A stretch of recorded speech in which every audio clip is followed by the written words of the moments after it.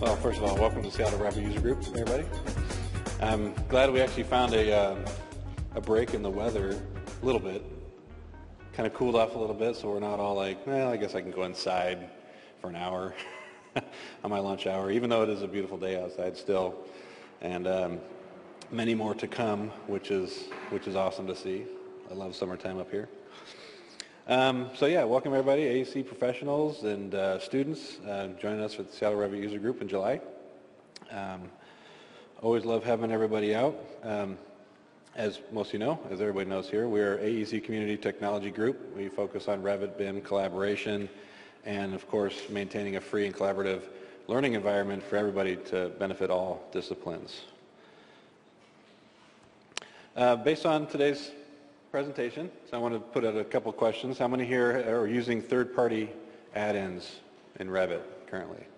Good, most everybody, which is pretty common actually. There's really a lot of good utilities out there, whether you get them from other sources, Autodesk Exchange site, etc. Okay, and how many people are using other applications, but they're driving either geometry or data in and out of Revit? Using Revit as kind of a core. Cool, good to see. Yeah, I was at RTC this last weekend, and how many people attended RTC, by the way? A few people? It was actually really good. The one thing that was interesting about the plugins and add-ons and stuff like that is one mention that I thought was rather interesting was a lot of people talk about how there's a lot of technology that Revit itself and Autodesk just have a hard time keeping up on. They just have a hard time, keeping up on all the suggestions, the requests, the fixes. There's just so much out there, but there's a lot of good services, whether it's utilities or even consulting that actually handles a lot of add-ins, and so you can actually, do a fair amount of customization with Revit. So it's always interesting to look at if you're not. And basically, it was like, hey, if you're tired of waiting for something to get added into Revit, why not consider, if there's value there, why not consider an alternative solution? And that could be, learning how to program the API, getting consultant services, or find third-party tools that can help you get what you need. So I thought it was a very interesting. It was kind of obvious, actually, but it was just always interesting to hear that from other people as well.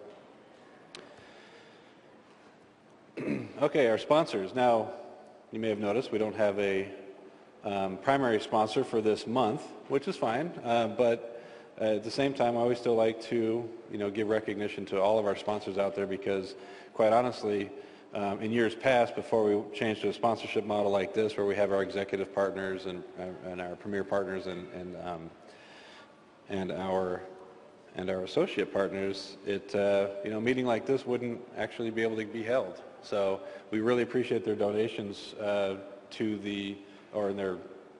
their sponsorship donations to our cause for Seattle Revit User Group, so that we can still hold great meetings like this, even though we don't have that month covered. So our executive sponsors, of course, PPI, Ideate, and Imagine It. We're obviously extremely appreciative of their contributions. Our premier partners through the year for this year, Tetra 4D, Canon Solutions America, and Quarry Group, and as well as all of the associate partners, a lot of the firms and groups out there, and organizations that support us, Wood Harbinger, Freiheit and Ho Architects, GLY Construction, Mulvaney G2 Architecture, Lighted Construction, PCS Structural Solutions, FSI Consulting Engineers, Inventrix Engineering, and Integris Architecture.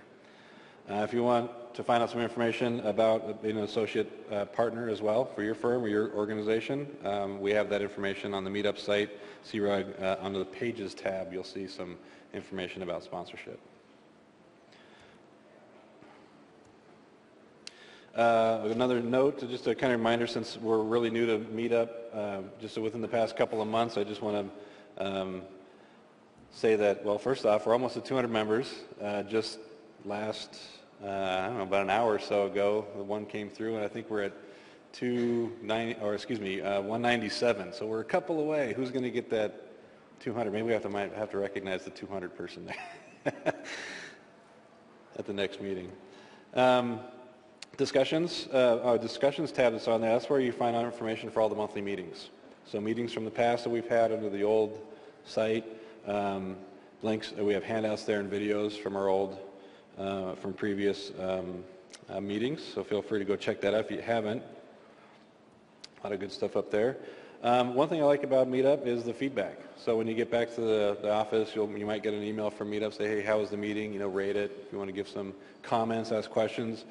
You know, I'm sure these guys will check out the site afterwards just to see if there's any questions maybe they can field that maybe didn't get asked today.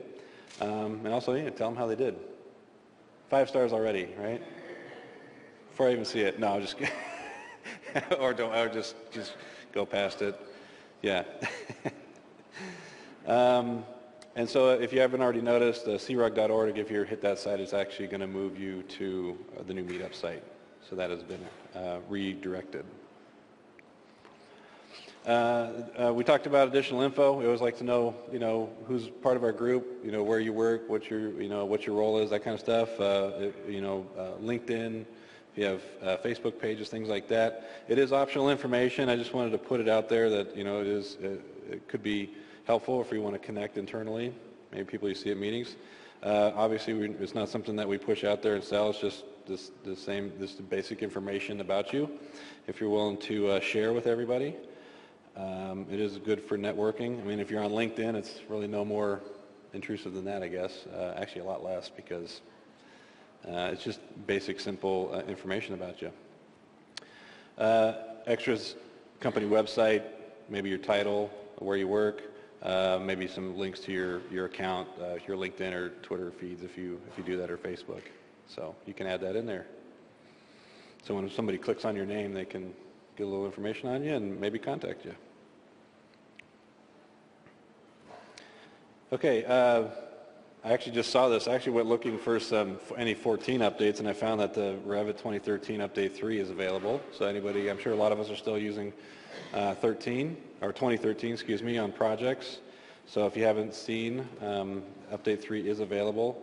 And so I figured, since I'm eating up a little bit of time, I figure I'd go through the little enhancements list. There's only 8 little topics on here.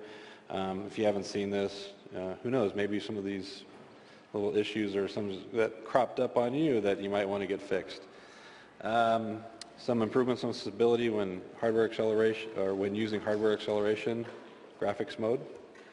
Stability opening projects will utilize extensible storage, external databases, basically. Improves fidelity between canvas and printed output. So if you're getting some weird stuff in your canvas that was not printing or printing, clarity on that. Improve visual fidelity on hidden lines, MEP pipe center lines, and haloed gaps when not using hardware acceleration graphics mode. Improves structural family data integrity during upgrade of a project. So maybe you're running into 14 issue stuff, or even from 12 to 13. Improves data integrity when canceling the save as operation. Who cancels the save as? I don't know. I guess it's enough to make the list. No, I don't want to save it. Interaction between Revit server and Riverbed compression, if you're using that between offices or other groups. Enables browse Revit server networks when a bound workstation cannot contact the domain controller. So I guess if you're a Revit server user, there might be some helpful updates in there. And one thing I didn't notice, which I noticed on a lot of products, is it didn't come up with Windows 8 support. So that's actually one of the things I was looking for. But Revit 2014 is Windows 8 compatible.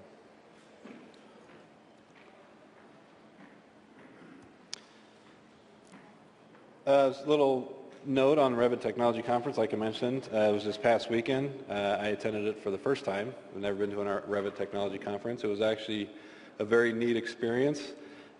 Maybe anybody else want to, we can talk about it afterwards or whatever. Tell me, I'd be glad to chat with you about it. But it was it was actually really interesting to be. How many people have went to Autodesk University, by the way? A lot of people. So RTC was interesting because it was just so quaint. There's like, how many people were there? 400 or 500? Just under 500 people there. And these are all like, what was really surprising was all like the big Revit names across the country and the world. I mean, not only just from Autodesk, but from other companies or organizations. So it was actually pretty neat company. And being so small, 500 is still a lot of people, but if you've gone to AU, I mean, you literally see everybody 3 times, 4 times a day, if not more, at RTC, and everybody's so friendly, willing to share and talk. It seems like when you're at AU, everybody, all these big time names seem to get pulled like 12 different directions a day, so you can't ever really chat with them, get a chance to meet them. So that part of it was actually very cool. Not to mention it was just all Revit focused for all the disciplines, so that part was actually really neat. So you got some really good presentations.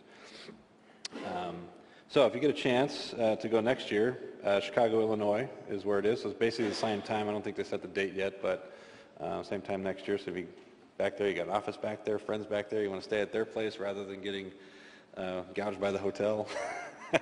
Those conference costs could be a fun trip. So, and then Autodesk University, of course, what is it? Without a full rebranding, without Autodesk University changing its logo too. Got to keep up the keep it all up, right? So that is December 3rd through 5th, Venetian Hotel back in Las Vegas. Venetian, they've had it there previous years. It's actually a really good place to host a conference. Everything's pretty close. Early bird registration starts the 28th of August, so if you're contemplating going, you might want to start putting your proposal together for your supervisor, or maybe you're your own supervisor. You might want to get those finances aligned. One thing I know about Autodesk University, if you do intend on going, you want to sign up like within the first week or two, because you want to get into classes. The labs and stuff are really good. Those are the first ones to go. So you definitely want to try to get in there within the first week. Plus, then you're getting in the hotel, and you may not, if you do like too late, you might be in an off-site hotel, which can be really inconvenient. Also, I didn't know if they had this last year, but I noticed on the registration page they actually have discounts for United Airlines. So that might be another thing. It's knock a few dollars. They didn't say what the percentage was, but they did offer a code on there for it. So if you're a United Airlines flyer and you want to try to save some costs on the trip, of course, more info, you can get all the details at au.autodesk.com. Okay, meeting prizes, and then we'll get on to the presentation. So, as you know, we started last month doing anyone that RSVP'd by the deadline is entered in the drawing. That way it saves us from running around and picking up business cards and handing out tickets and all that kind of stuff, so it makes it a lot easier on everybody, and also encourages people to RSVP and get onto the SeaRUG site, meetup site.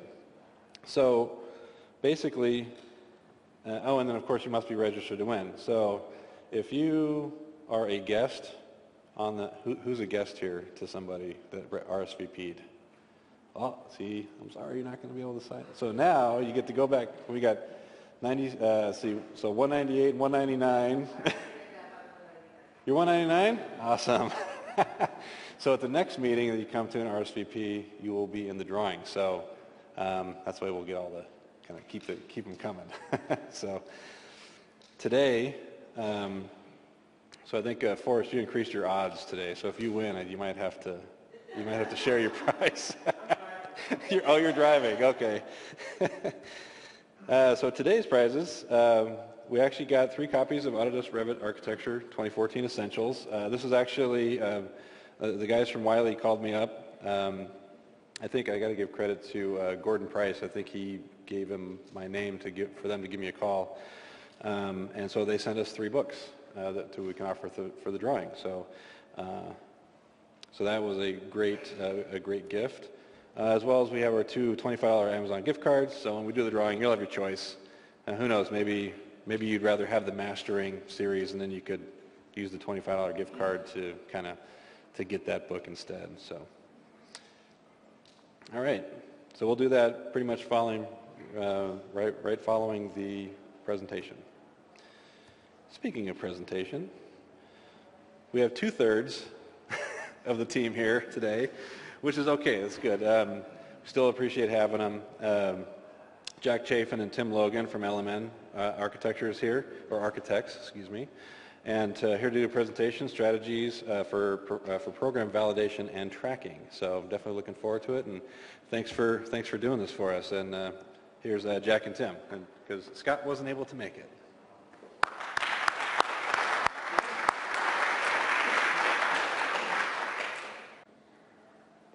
I don't know where the penguin came from. So for those of you who don't know what LMN is, I'm just going to go through this briefly. We're an architecture firm. We're right down the block. We're one office. We do projects throughout North America.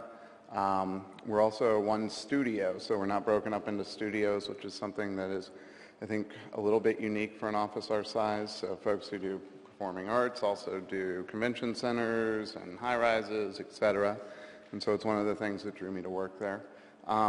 Actually, before my first year at LMN, I was a design technology manager, and then we were smart enough to hire Tim, who's way smarter than I am, to take over that role. And so now I'm just a plain old architect who loves to use design technology. We switched over to Revit as our production platform 2 years ago, a little over 2 years ago. And so now all of our projects that go out in Revit. But we are also a design technology platform agnostic group to an extent. We use everything from Grasshopper to Ecotech to whatever. We try not to say no. If it's a good tool that somebody wants to use, we support them in that, and we try and use it to the best of its ability. Part of our ability to do that resides with our research and development arm, which is called LMN Tech Studio. LMN Tech Studio was started about 4 years ago and is a predominantly research-based portion of our group. They're design technology-based, but they also do research in materials, fabrication, construction techniques, anything that kind of catches their eye. And they do work on projects and support projects, but over half their time, 60+% of their time, is solely devoted to research and development. So we're able to create, as far as the office culture is concerned, we're able to create unique tools that help us in our daily jobs, and whether it's a mundane task or a fantastic, complex task, they assist in helping us to realize those processes. So if you go onto the blog, if you just look up LMNTS, you can find out a lot more information on the stuff I'm not going to talk about today, like simulation and digital fabrication. Interoperability we'll touch on a little bit today. We will show, or at least describe, some Grasshopper to Revit workflows and back again, some Excel to Revit workflows and back again. But this is actually a huge part of what Tech Studio does. It enables us to be a little more agnostic with the platforms that we use, because we can have them talk to each other. So everything from CATIA, Rhino, Grasshopper, Revit, Inventor, talking to each other. If it makes sense, we try and do it. And then obviously automation, doing the mundane. I mean, not that anybody would dislike laying out rigid insulation on a roof so that it meets Seattle Energy Code, but developing tools that actually do it for you, or do a good portion of it for you and in a more efficient way, is also something that Tech Studio does. This is actually a project that is under the Seattle City Living Building Challenge, I believe is what it's called. And so what we were trying to calculate here was the optimal thickness of rigid insulation across the roof plane. And we actually, from our initial estimates, just doing it sort of the old-fashioned way to doing it with this automated tool, saved about, I don't know, it was like $10,000 worth of insulation, and it made it much more efficient, allowed us to shrink our parapets, and so that's just one little example of something that helped us do. But this is what we're here to talk about today. So as part of LMN, when I first joined, one of the very first tasks that was presented to me was, how do we link our program document to the Revit model? And then, because we keep losing an office here or a department there, we're doing these huge complex projects, and we have a spreadsheet that somebody's managing over here, and then we have interns, 5 interns, and an architect developing 12 different design options a week. How do we make sure that these two things talk to each other and that they coalesce at the end of the day so that the owner isn't sitting there saying, where are my restrooms, or you guys completely forgot our science lab, or something embarrassing like that. Not that that ever happened, but it's nice to know that it won't happen. So it also was an issue that came up month after month, and so it's something that we've actually devoted quite a bit of time to. Starting out, as I will describe, with sort of the rudimentary techniques that we've used with sort of out-of-the-box Revit stuff and an add-in or two, to actually developing our own tools, which are available again on our blog, LMNTS, that you can download after this if you are interested. So, on with the show. So this sort of illustrates the problem. You've got the spreadsheet from the program document on the left. You have the multiple design iterations going on in early design development and making those two things track, and then the final construction documents where you hope to the Lord that you have made sure to coordinate everything and that the owner is happy and that their program is being met by your building. So before we did this presentation the first time, I literally went through just random folders in our network, and I pulled up these 3 program documents. Here's 1, 2, 3, and as you can tell, they're all kind of different. They are used for different purposes. They're for different project types. That's one of the things that's most difficult to wrestle with, is the formatting of these documents and how they talk to Revit, because Revit wants this, right? Revit wants what Revit wants. And there are some ways around that, and we'll talk about that a little bit. We are making great strides in being able to interpret sort of dirty data and put it into Revit in nice and clean packages. But it is still an issue that we struggle with to this day. So this was the original programming template that we came up with. So it's essentially a floor populated with program blocks, and the program blocks are little mass families that we created with a few shared parameters that talk to a schedule and then also are correlated with the Excel spreadsheet that the space list program document is generating.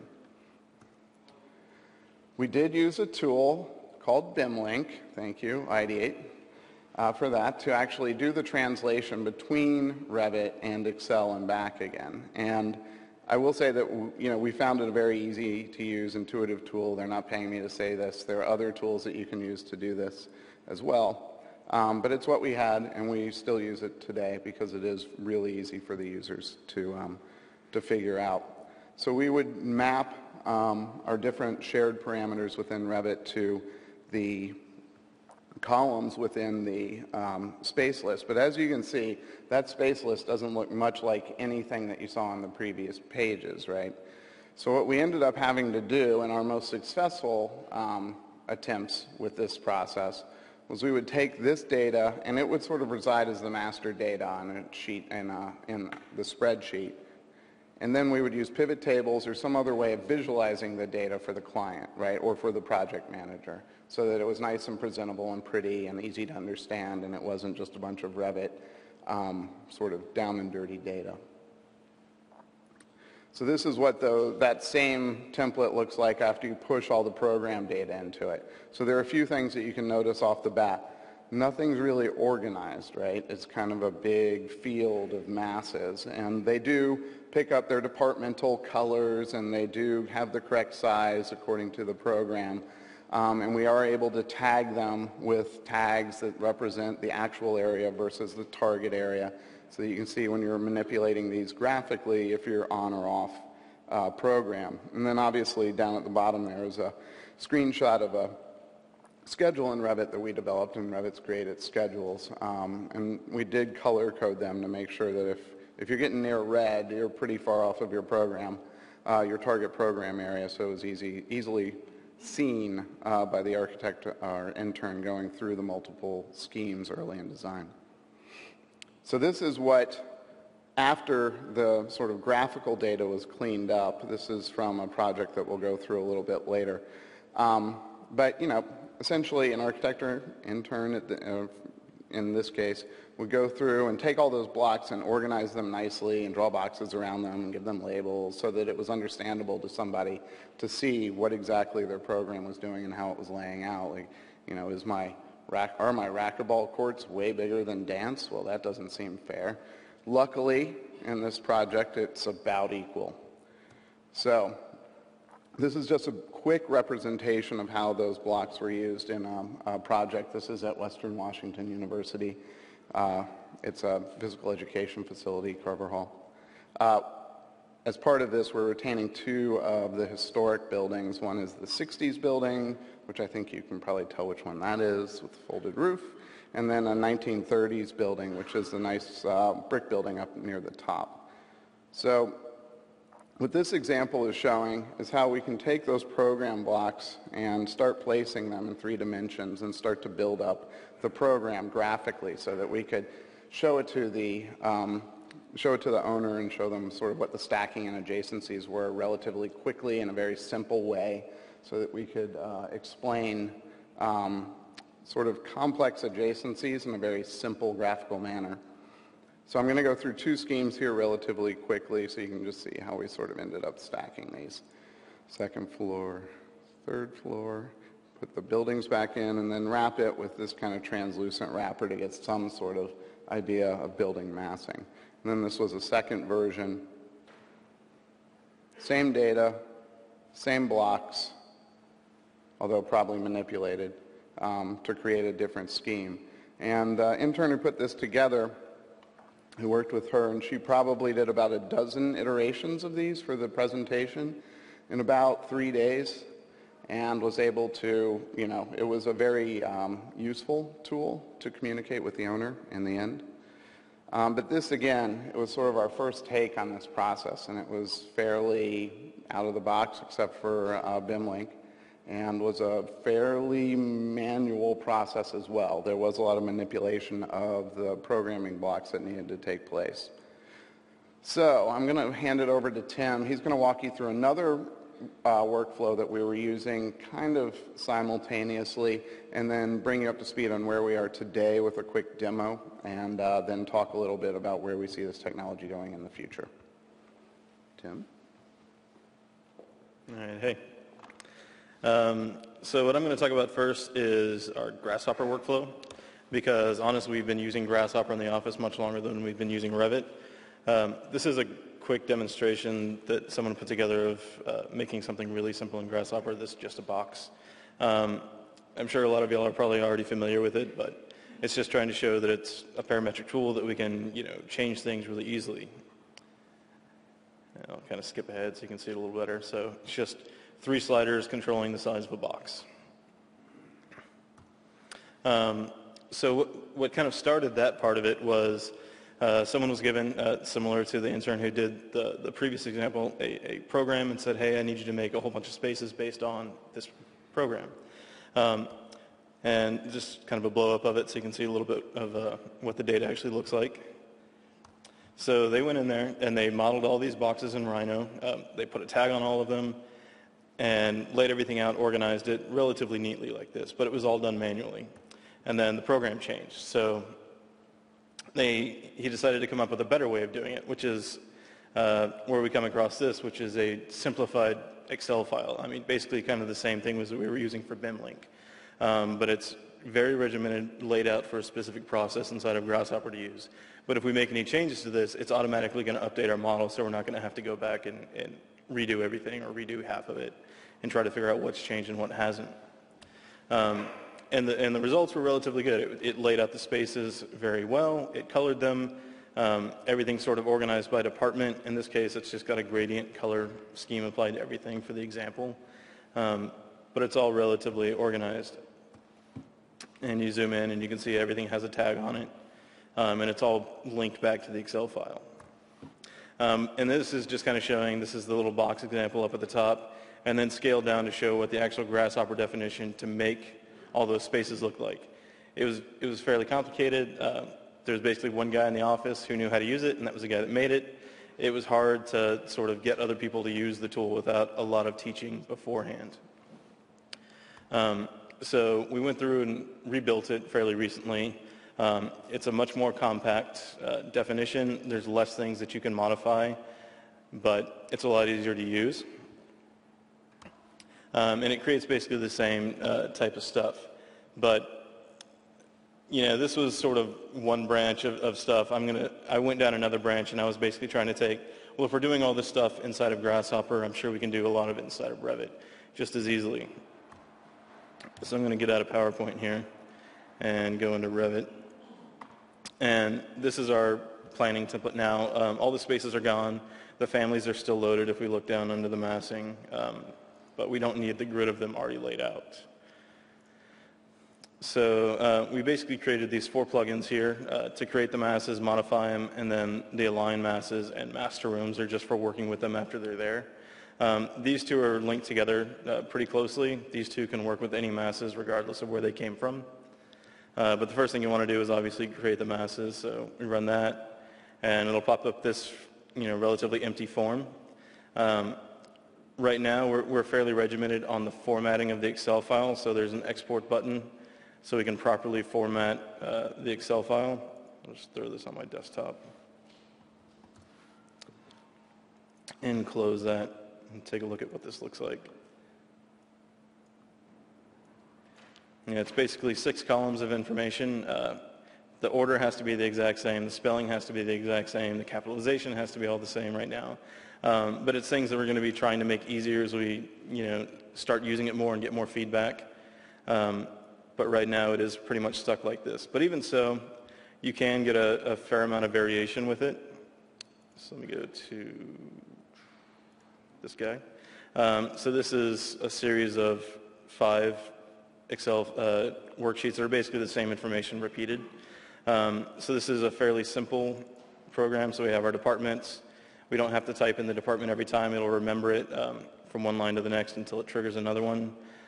Same thing for the room type. If it's not there, it doesn't care. It'll just keep going, and it'll retain the same room type. If we go to this one, so these two would both be the same room type. That would be a unique one, and so on. And then room name and room number are the most important. As long as those 2 pieces of information are there, it's going to create a space.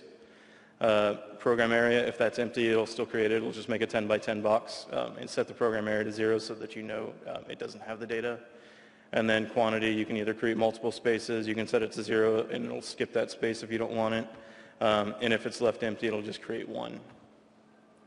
So you can be inconsistent where you have some information but not all of it. You can start formatting it and add grand totals.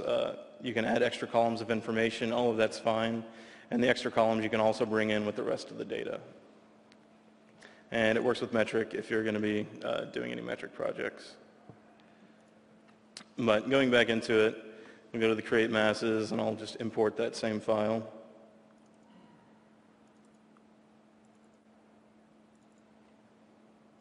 And you can choose which worksheet you want to pull from.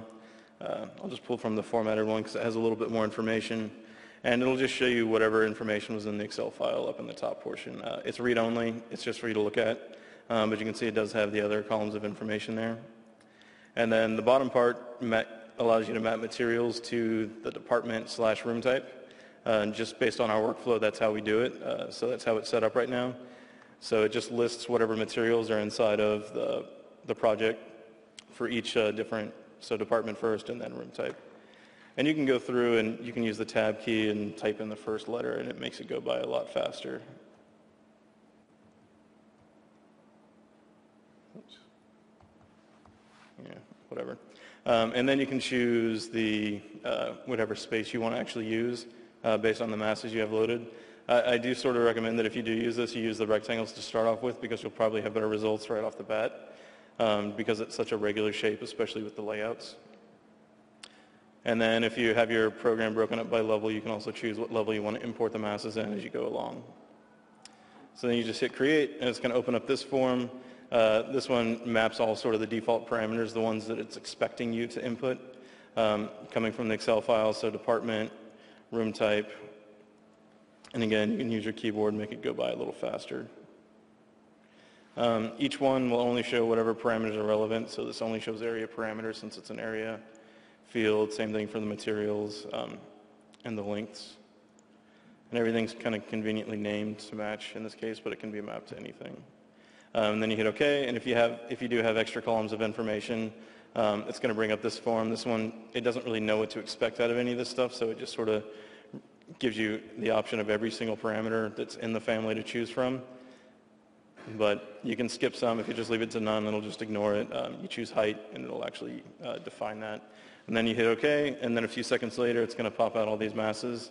I think the biggest program I've input into it was 400 spaces, and it took about 20 seconds. So it's reasonably fast, but it can take, it's not instantaneous if you have a big program. But it lays them out, so each column represented here is a department and room type. So these are the same department. I think these are the same department, but just different room types. But it makes it a little bit easier to start working with them because they're already sort of organized somewhat meaningfully. But it is just in whatever order they appeared in the sheet, so you can see they're not exactly ordered by size or anything. But once you start adding some stuff and you go back and you change the Excel file and you want to make changes again, that's where you'd use the modify masses. It only lets you run this after you've run the create. It'll ignore it if you don't. But I'll choose the same program. And I'll choose the updated one. It just has a few changes. It changes the heights of a couple of these rooms and the program area. And there's an extra room that wasn't in the first schedule, and then hit update. All the first default parameters it remembers, so you don't have to type those in again. But all the extra ones you still have to type in or specify a second time. So I'll just set the height, say OK again. It's going to tell you how many spaces it actually had to update. In this case, 4 different instances. There were duplicates, and then one new space type. And it does remember, or it will find if it matches the same department room type, whatever the material is, and assign that. If you have a new department or a new room type within the department, it just makes a gray box because it doesn't know what to do with it. But it will update everything. And even though these actually updated the target area to 1,200 square feet now, it doesn't change the size because it assumes you're going to be working with these things and manipulating them, and it doesn't want to screw up everything that you've done to lay these out yet. But it will change your percent difference, which is just a calculated field within the mass. So that's kind of the quick and dirty of like getting a whole bunch of stuff in there really quickly and somewhat organized so that you can begin working with it. We've done sort of the easy part of programming. We haven't figured out how to do all the adjacencies and lay everything out for you. So I mean that's definitely a harder task that's been going on. People have talked about it for decades. So we're not there yet, but we are kind of chipping away at the problem. And sort of to go along with that, the next thing is the align masses. So let me rotate around a little bit so I can grab these a little bit easier.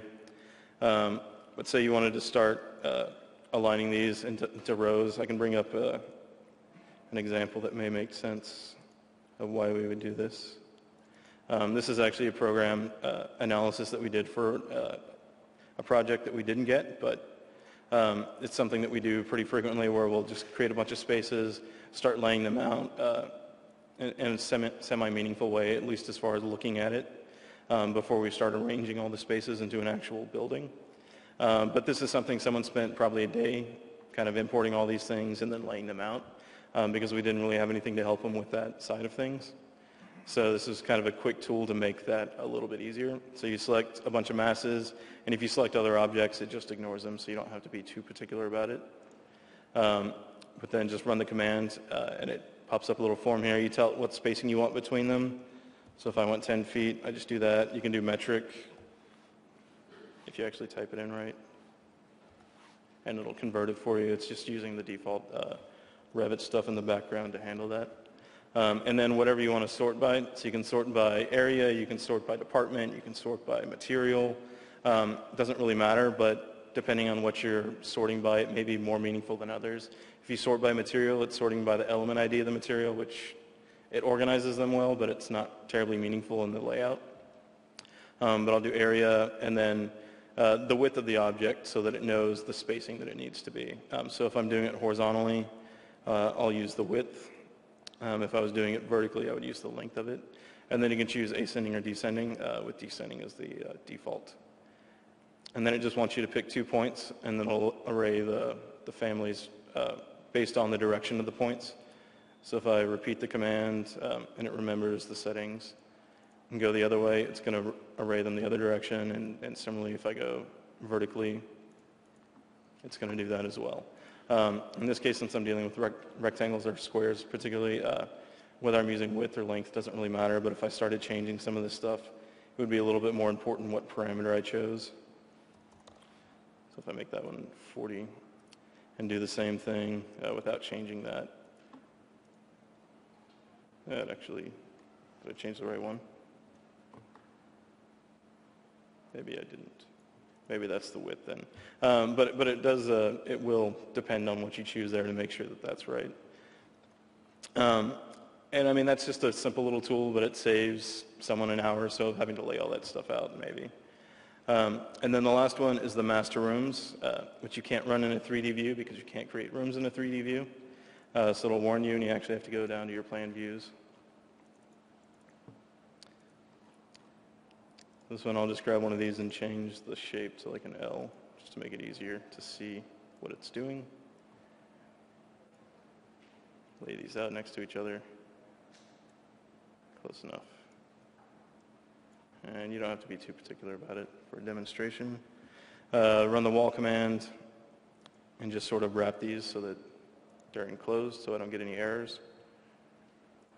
And then separate the 2 spaces. So then if I grab some stuff and if I grab these masses, it's actually going to work on them, but I'll do it anyways just so you can see what happens. If you grab walls, it just ignores them, just as same if you did the align command. And then hit master rooms. It's going to give you this form. This is probably the dumbest thing that we have here. It doesn't know what anything is on either side and how to match them up. So it's in bold, it's giving you every single parameter in the mass object. So you have this giant list of parameters, and then in here you have all the parameters from the room object without anything to really indicate what's what or what needs to go together. So it's all dependent on you to set it up right. So I'll just do a couple of them. Anything that you leave set to none, it'll just ignore. Height, we can use that to do like the limit offset of the room if you want it to match the height of the mass. Let's see, room name maybe goes to name. Number, and we'll do target area is program area. So you set all that stuff up, and again, this is sort of the dumbest thing. None of this stuff is remembered in this case so far, so you'll have to do it again every time you run the command, which is sort of annoying at this point. But you hit OK. If your rooms aren't enclosed, it's going to warn you, just like if you placed it out in the middle of space. But the room's there, and the same thing with the ones that are actually enclosed. And it's not going to put the room right in the middle of the space, because if I did that for like this L-shaped one, it would actually place it over here because it just uses the overall centroid bounding box to do it. But it shouldn't be like right next to the edge. It should be in some relatively open space if all goes well. But those are kind of our quick massing tools that we've developed to sort of make this process easier. I also wanted to show some of the other stuff we've been doing that's similarly related, but more about how we're going from, some of our projects, the teams are working in Rhino or Grasshopper, some of them they're working in Revit, so trying to get those to work together a little bit easier for us. So I'll just make a new project and pull up the Grasshopper definition. And this is the revamped one that Scott Crawford, our missing comrade, made. So it's a little bit easier, and then I've just added a bunch of kind of messy stuff down here. But all this is really doing is organizing the data that all the rest of the stuff is coming up with. So I've got the origin point for them, the width, the length, the height, and department, room name, and all that. and spitting out a list of all this information. So it's not dealing with geometry, it's purely dealing with data. But every separate list here is a separate mass within that's being created over here. I think I have 100 and something spaces that it's generating. But what we're doing and what we're working on is basically this little thing here, which is our interop command that we're developing. It's agnostic, again, for what platform it goes to. I can send the data to anything I want. Right now we've got it working to Revit and we've got it working to CATIA, sort of. That one's a little bit less developed, but it works. We also have plans on looking to get it to Inventor or whatever else we want it to go to, we can do. But it basically, we feed the data in, we hit the trigger to start it, and it's going to start this thing saying it's waiting to be connected by something, whatever that happens to be. And it doesn't shut down Rhino or Grasshopper, so you can still close out of it and kind of go about your business. And it doesn't trigger it again until you actually turn it off and then turn it back on. If you've actually worked in Grasshopper, know that if you change something, it readjusts everything downstream. It'll ignore this one in particular. But once it's running, it's going to stay on top, so it makes you pay attention to it. But then on the Revit side of things, I'll just go into 3D view so you can see it. I'll run its sort of complementary piece, which is our GH interrupt, which opens this. And I mean, this interrupt thing is something that a lot of people are doing. There's Chameleon does Grasshopper to Revit, Hummingbird does Grasshopper to Revit. I've had better luck with Chameleon than Hummingbird personally, but I haven't used it a whole lot.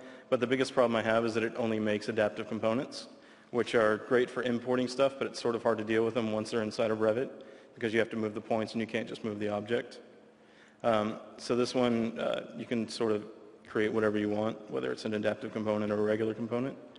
But I'm going to go to my mass family, and this has the same, families loaded in. It's the same template. You can name it if you want to.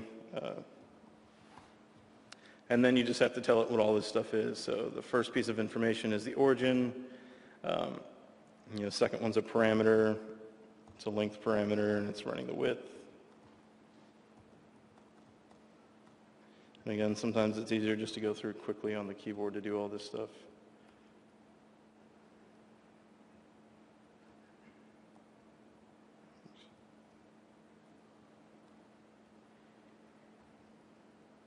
And that's area. And then that's the material ID, and that's just I pulled from Revit ahead of time, so I knew what it was, but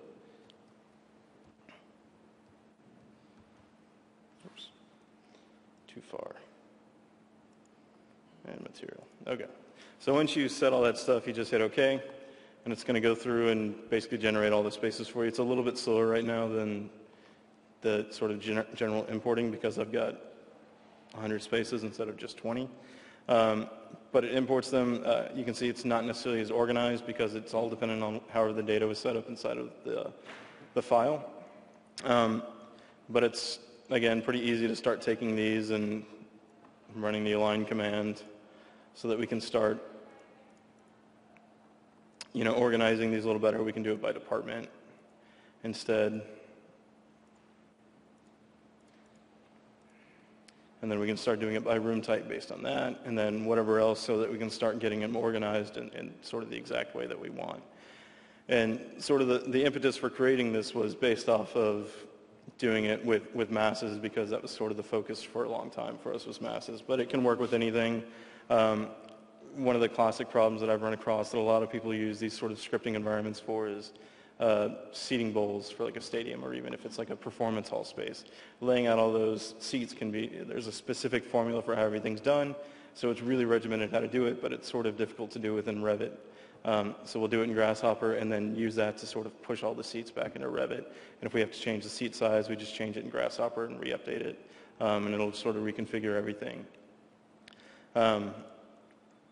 But that actually went really quickly. Yeah. I mean, that was sort of the basics of the demonstration. I do have a few more things to kind of show. But yeah, so let's go back into the PowerPoint. Show that. So sort of where we're going from here, we have a few things to show kind of like new tools that we're sort of just starting to develop. And a lot of this stuff right now is based off of Rhino, but we can start bringing these things into Revit just as well once we figure out the workflow. So this is just sort of showing organizing spaces within Rhino. You've got the program sorting, but this is a little bit more interesting. This is trying to work on the layout of the actual spaces. So once we actually get them into the software, how do we start organizing these things into an actual layout? So this is inside of Rhino, obviously, but it's kind of showing some of the problems we have. So this is using object snaps or O-snaps, which a lot of software has, whether it's AutoCAD or Rhino or Revit, but just sort of snapping like that, which is fairly accurate. There are still potential problems of accuracy problems if you snap to the wrong thing, to something that's really close, but it's sort of cumbersome workflow to use. But it works pretty well. I think the next thing it shows is what's called the gumball inside of Rhino. It's sort of a typical transform XYZ move command, similar to what you would have in like Max or whatever, even some cases of Revit, which is a really fast, fluid way to start moving things around. But by default, it's not really going to snap to anything. It's just sort of putting things next to each other. You're going to get overlaps potentially. So what one of our people have done is they've created a Grasshopper definition that has this little Python script, which is just looking for whatever you have selected inside of Rhino. So this is just starting it up here. So once you select something, it finds whatever's close to it and automatically snaps it. So you don't have to be as accurate when you're moving these things. You just sort of get it close and it finds whatever's nearest to it and snaps it to it. So it can work with one object, with multiple objects selected. It just finds whatever's closest and you get it reasonably close and it'll snap it for you.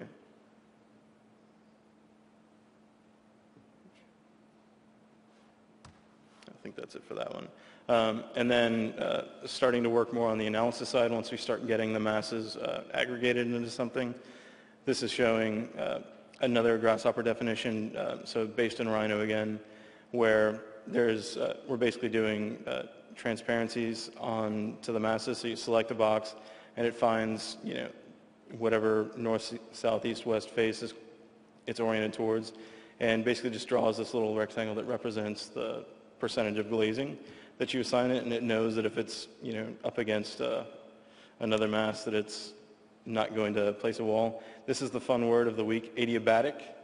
I'm not smart enough to know what that means really, but it's basically it doesn't transfer energy through that wall, I believe, whereas it does through the exterior walls. At least that's the assumption I made. So if I'm wrong, by all means look it up yourself, because I don't know. Do you, Jack? All right. So this is just showing using that, and then in conjunction with, I think in this case, Viper, to go into Energy Plus, I believe, to start doing some energy calculations based on that one little space. And based on its adjacent spaces, so it'll pick up the shading and it'll pick up the adjacent zones, so it doesn't transfer heat through those. This one's a little bit slower. I mean, anytime you do an analysis like this, it can take, depending on the complexity, a little bit of time or a lot of time. Let's skip ahead a little bit. But it's producing the results, and then you have your heating and cooling loads and your light loads and stuff like that you can then use to start informing. And like a lot of this stuff, the numbers themselves aren't as important as just sort of comparative results after many different runs. And then this is another thermal studies one, which I think was obtained through a similar process.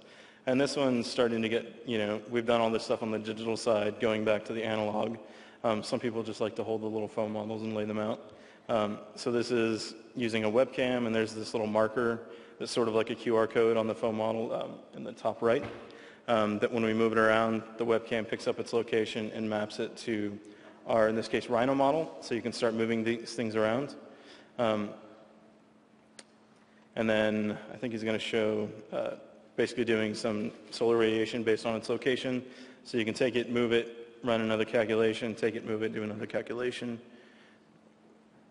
And it'll pick up whatever buildings are next to it, so it'll do shading. So this one will be probably a little bit shaded up against that little corner there, so it's not getting quite as much. So it is sort of aware of where it is within the world, at least the little snippet of the world that we've given it. And then I think we have another QR code type thing that we're going to put down here, which is acting as our camera. So you can use that to move your camera around the space. So you can kind of zoom in, and it just sort of gives you like a different way of working with the tools. A little bit more fun, definitely, than sort of moving boxes around Revit, but it's still useful, and it's still, it's, we think, worth exploring. And then I think the last thing that it shows is doing rendering based on it. So we can move the camera around or move the space around, trigger it to do another rendering of the space, in this case using V-Ray within Rhino.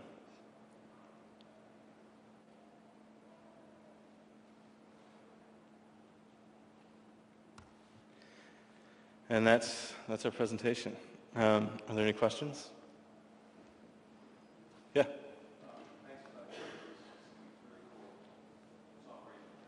Thanks. So, if you were commissioned to do all this program validation exclusively within Revit, could you do it? How would you do it?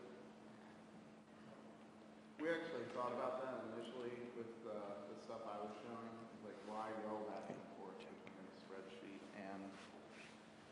Excuse me, I need to repeat the question.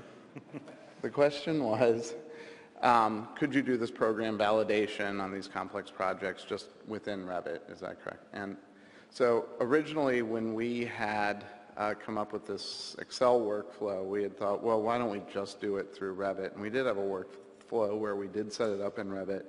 We tried to make the schedules look as pretty as we could. We actually had Excel template where we would dump just export, not using BEMLink, just export the data, put it in the Excel, and then have a pivot table that would present it more nicely on a different worksheet. And that went okay. It's just that we found that, at least in our office, a lot of the folks who were doing the space planning and programming weren't necessarily very facile with Revit or with a BIM platform. So I think if you had the folks on the project who had that ability, it's an absolutely legitimate way to go about it.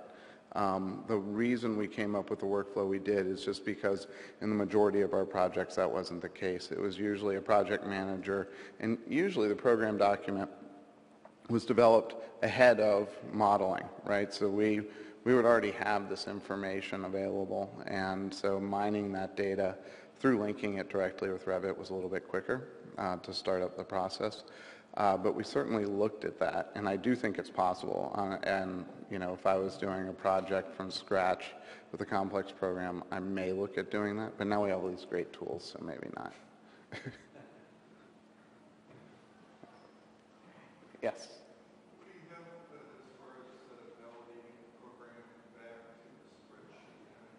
You have the boxes, and then you can push them both sides and such. But is there a feedback loop that says these spaces are oversized or undersized? Right. It depends on the work.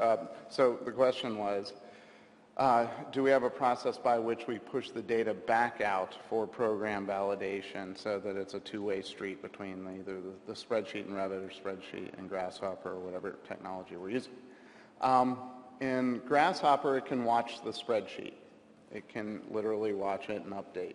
In Revit, we don't have the watch ability yet. Right. Okay? Yet. So what we end up doing is we'll take the data from, and we'll know, we'll have a good idea of what the data is just by looking at our schedule, but we'll use BEMLink again and push the data back out into a sister spreadsheet, and typically the way I do it is you have the master spreadsheet, and then I put an R in front of the spreadsheet that's getting kicked out of Revit, and then I will compare the information between the two spreadsheets, sometimes through copy and paste, sometimes through actually, linking the cells from one spreadsheet to another spreadsheet. Depends on how complicated it is. If it's rather simple and we're early on and I'm just doing departments or something, I'll just copy and paste the information. But if it gets more complicated, I have to automate it. Yeah, and we do have some stuff like when you do change things, it knows what its target area is, it knows what its actual area is, it'll give you the percent difference. And we do have a schedule set up to track that that'll flag red if it's over 10% or orange, I think, if it's over 5%. So you get a little bit of a visual cue, but it's sort of up to you to make sure that you know that you're working with the latest and maybe update real quick just to know that you've got the latest information. And I would say just practically working with it, we'll go through a lot of iterations of designs and just use the schedule to keep ourselves on track. Because that may not, I mean, we may throw those away at the end of the day. Like, you know, out of the 12, 11 are going to get thrown away and we're going to end up working with that 12th. So it's really only after a little bit of iteration and then feedback either from the client, project teams, the rest of the office, whatever, that we'll actually start going back to the document and saying, you know, and then linking it up a little bit more judiciously. Yes. This is sort of just office workflow question, but we're finding in office when we have complicated tools, we use it at a specific stage of the project. They go on a year maybe, and then they find themselves in a similar place. They don't really remember what they were doing, and it may have changed. Mm-hmm. Do you guys find that, or do you figure out ways of minimizing that, or do you have one person who's Right. a program guru? Right, so the question is, if you develop these complex technologies and maybe one person, a hero, is in charge of those technologies, how do you make sure that you can use those in the future? How do you capture that knowledge and make sure that you can spit it back out if the need arises again? So I'll let Tim talk to this a little bit, but my 2 cents. It's one of the reasons that we have Tech Studio. Tech Studio is kind of our knowledge group, and a lot of times, like the daylighting studies that were shown at the end, that's something that the process was developed in Tech Studio, but that process has been it's been spread out into the office in a rather organic way, but with a little bit of thought behind it. And so what we do is we have a group of people, they're called we had to give them a title to make them feel special. Design Technology Specialists. I know. They know. And so the group is, and whether they're really design technology specialists or not, they sit in on a design technology specialist meeting every Monday morning. And during that Monday morning meeting, we go around, Tim leads it, it's kind of like a scrum. Everybody says what they're working on, what their design technology goals are, how they're meeting them, or what roadblocks they're running into. And so when we find out that somebody is early on in the design phase and they're really going to benefit from some of these daylighting studies, early energy analysis, even the snapping tool that Eric developed, we make them aware of that. And then that person will go and sit with Tech Studio for half a day, depending on what it is that they need to learn. And they'll sit down, imbibe the information, and hopefully carry that information into their project. And hopefully by the time they're back in pre-design, they remember a little bit of that knowledge. But if not, they go back to the source, which is Tech Studio. Yeah, and I mean, we do try to disseminate the knowledge as best we can, whether it's posting stuff on the blog, posting stuff internally to our intranet, which acts as kind of a blog for us, and just sort of evangelizing, hey, we have this stuff, come use it if you need it. A lot of times it comes down to just making people aware of what tools we have and what we can do. Even with Revit, you know, different capabilities within Revit because they don't always know everything it can do and they make assumptions. But just kind of spewing out, this is all the cool stuff you can do. Whenever you have need of it, come talk to us and we'll kind of guide you through it. Because a lot of times, again, you know, a year later, they may remember part of it, may not. So we do make sure we're always there to answer questions. That being said, a lot of the Grasshopper workflows, except for when we condense them down into very neat and tidy packages, are hero-based. And it's something that we're really trying to get over. And we've set up Grasshopper classes, and actually the first one focused on this problem is happening next week, where we invite folks who use Grasshopper, even if it's just a little bit within the office, and we're going to have them try and work collaboratively on a Grasshopper definition or multiple definitions and have them talk to each other so that we can try and get over this one person owns the definition issue that seems to just develop because of what Grasshopper is, the way it is.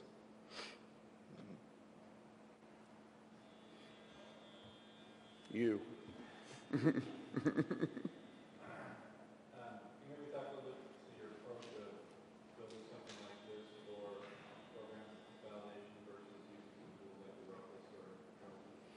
Right, yes. We originally looked at using Trelligence and some other softwares to solve this issue that we were having. The main issue that we had with those very initial programs software that you would use very early on in the project is that it was again that kind of that technology stumbling block for the people who would actually use them. So the people using Excel didn't want to learn Trelligence, and the people using Revit and Rhino didn't want to learn Trelligence, and so it never got adopted. And so that's all sort of long and short of it. That being said, we have used Durophis on a project, and we'd like to use it again, but it has a very strange licensing mechanism that kind of makes it difficult on smaller projects. Durophis is D-R-O-F-U-S, if you guys want to look it up when you get back to the office. It was developed to track hospital programs, and it was a database that tracked hospital programs. And recently it has they've developed an add-in for Revit that allows you to link your rooms within Revit to this web-based database.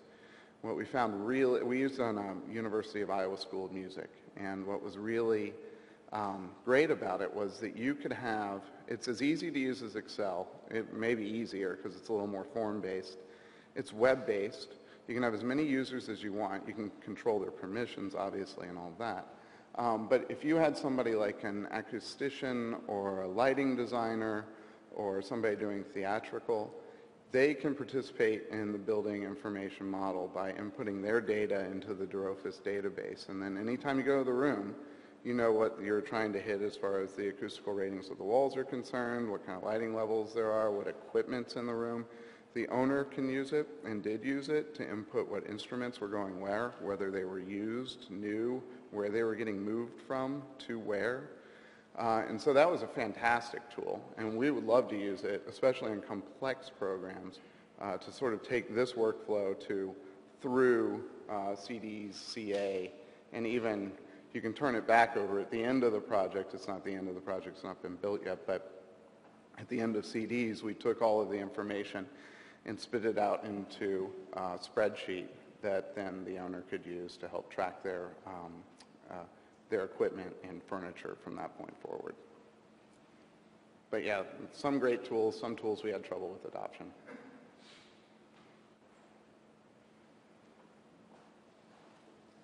All right, if there are no more questions, it's time for the giveaway.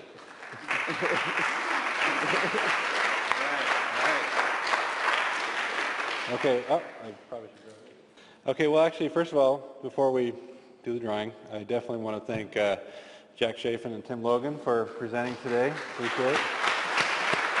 A lot. and of course for LMN for letting them, for unchaining them for an hour and a half to come join us and hang out. So, also, next meeting is August 21st. So if you're not signed up, if you're that +1, now you can get into the drawings for the next one, for the next meeting. And also, when we're done here, obviously these guys will hang out. If there's something you want to talk about, ask more questions, or you want to talk amongst yourselves about some stuff, that's great.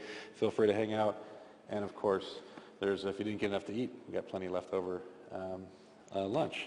So with that said, let's do this drawing. So we have 3 books, and we have 2 $25 Amazon gift cards. So basically, since one or the other, we'll let you choose. So first person will get their choice, and on down. And if you're the last one, then you don't get a choice. Here you go. Byron Homestead. Byron, are you here? No, missed out. You can lie. Yeah, actually, I probably wouldn't know. Don't check IDs. Mike. Just Mike. Did anybody set up just Mike? Is there a mic here? Is that Mike? Mike, we'll give it to you, number 199. I'll give it to you. Which one do you want? Do you want the book or the Amazon gift card?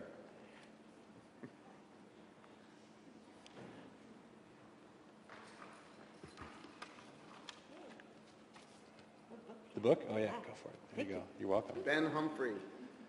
Ben. Ben here. Ben I know Humphrey. how this is going to go. All right. Oh, yeah. Here I think we go. did this last month. Andrew. Is there an Andrew? Is there an Andrew? Andrew? Come on, close enough. Close enough, Andrew. Forrest Huff. You can't win twice, though. Man, wow, they are dominating. Okay, so... book or card? I'll take a card. Okay, go for Graham it. Condit. Yes. Book or card? Wait, are we out? Card? We got two. Okay, we got Wait, All so right, you get a that's book? Graham. Oh, I know. And we this got the guy. last Jeff one? Floor. Last one's the book. Nice, way to go. There we go. All right, everybody. Thanks a lot. Thanks to these guys again for the presentation. And we will see you next month. Thank you.